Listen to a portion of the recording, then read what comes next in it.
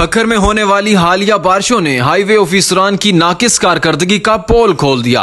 کچہری سے چینا اور گلشن مدینہ سے چکوک اور دیہاتوں کو جانے والی اربوں روپے کی لاگت سے تعمیر ہونے والی کارپیٹ سڑکوں کے کنارے بارشوں میں بہہ گئے۔ سڑکوں کے کنارے ریت سے بنائے گئے تھے جو بارش کا پانی برداشت نہ کر سکے۔ حادثات معمول بن گئے اور حکومت کے اربوں روپے ضائع ہونے کا خدشہ۔ عوامی شکایت پر سینئر صحافی سی ای او 12 نیوز خود فیلڈ میں پہنچ گئے۔ ہمارے ساتھ سینئر صحافی اسلم بلوچ موجود ہیں۔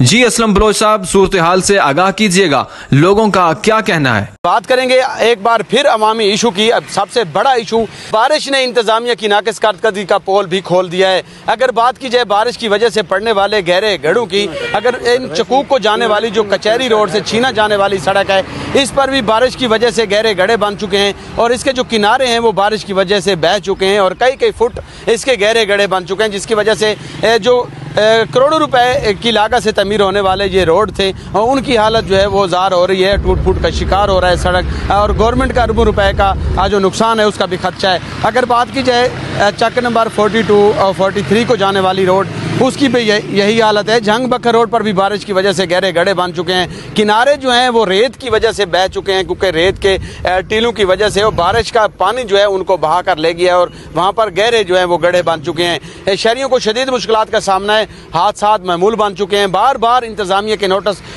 نوٹس میں دینے کے باوجود اس پر جو ہے وہ عمل درآمد نہیں کرایا جائے گا، نہ ہی یہ گڑھے جو ہیں وہ فل کرائے جا رہے ہیں۔ ابھی بھی حادثات معمول بن چکے ہیں۔ گزرنے والے لوگ، شہری لوگ موجود ہیں، ان سے بات کر لیتے ہیں کہ کن مشکلات کا سامنا ہے۔ جی، کب سے یہ گہرے گڑھے بنے ہوئے ہیں، کب سے حادثات ہو رہے ہیں؟ جی، جب سے یہ بارشیں ہو رہی ہیں، یہ گڑھے بنے ہیں تو اس کے بعد کسی نے یہ فل نہیں کیے۔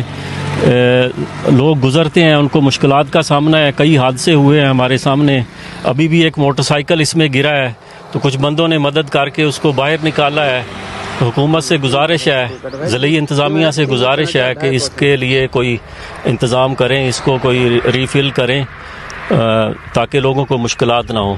اس کو جلد از جلد ری فل کیا جائے تاکہ لوگوں کو مشکلات نہ ہوں۔ تساں کیا آگسو جی؟ سر، ادھر کچہری روڈ سے لے کے اور چھینا تک جو ہے نا مکمل ٹوٹ پھوٹ کا شکار ہے۔ آئے روز حادثات ہو رہے ہیں اور ہماری قیمتی گاڑیاں، موٹر سائیکل، بائک وغیرہ کا نقصان ہوتا ہے سر، اور حکومت سے اپیل ہے کہ اس کو جلد سے جلد حل کیا جائے اور جانی اور مالی نقصان سے بچایا جا سکے، لوگوں کو جانی مالی نقصان سے بچایا جا سکے۔ ملک صاحب، آپ بتائیں یہ کتنے گہرے گڑھے ہیں؟ یہ چھینا کچہری روڈ سے چھینا پھاٹک تک بہت گہرے گڑھے بن چکے ہیں۔ اس طرح حادثات روزانہ کا معمول بن چکے ہیں۔ جب بھی بارش ہوتی ہے، تھل کا علاقہ ہے، فوراً ہی کٹ پڑ جاتے ہیں۔ ضلعی انتظامیہ سے گزارش ہے کہ وہ فوری اس کو حل کریں۔